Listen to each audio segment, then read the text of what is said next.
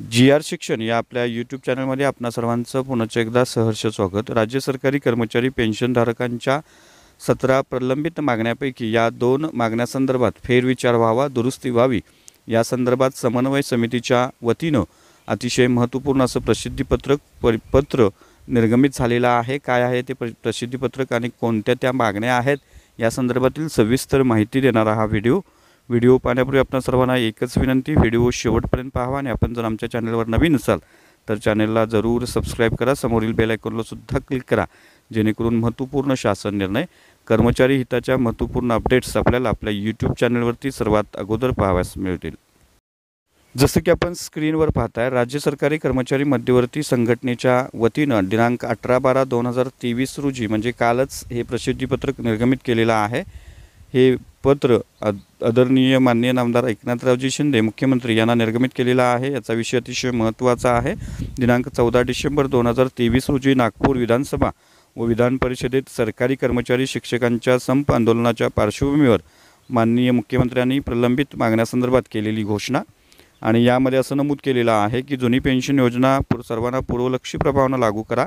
या प्रधान मागणीसह इतर 17 मागण्याबाबत मधल्या कालावधीत सकारात्मक विचार करून अंतिम निर्णय राज्याच्या पुढील अर्थसंकल्पीय अधिवेशनात घोषित करण्यात येईल, अशी घोषणा राज्याचे मुख्यमंत्री या नात्यानं करण्यात आलेली आहे।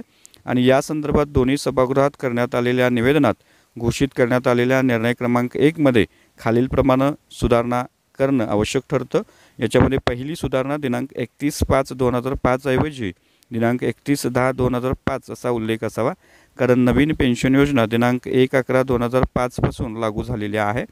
निवेदनाच्या दुसऱ्या परिच्छेदात दिनांक 31/5/2005 पूर्वी जाहिरात दिलेल्या अधिसूचित केलेल्या या वाक्यखंडापूर्व खालील वाक्यरचना असावी: अधिकारी, कर्मचारी, अनुदानित, अंशतः अनुदानित, सहाय्यक शिक्षक, परीक्षाविधीन शिक्षक, शिक्षण सेवक पदावर नियुक्त शिक्षक, शिक्षकेतर कर्मचारी आणि वसतिशाळा शिक्षक या पदावरील नियुक्त्यांना निवृत्तीवेतन नियम 1982 अंतर्गत समाविष्ट करणं, म्हणजेच यांना जुनी पेन्शन योजना लागू करणं।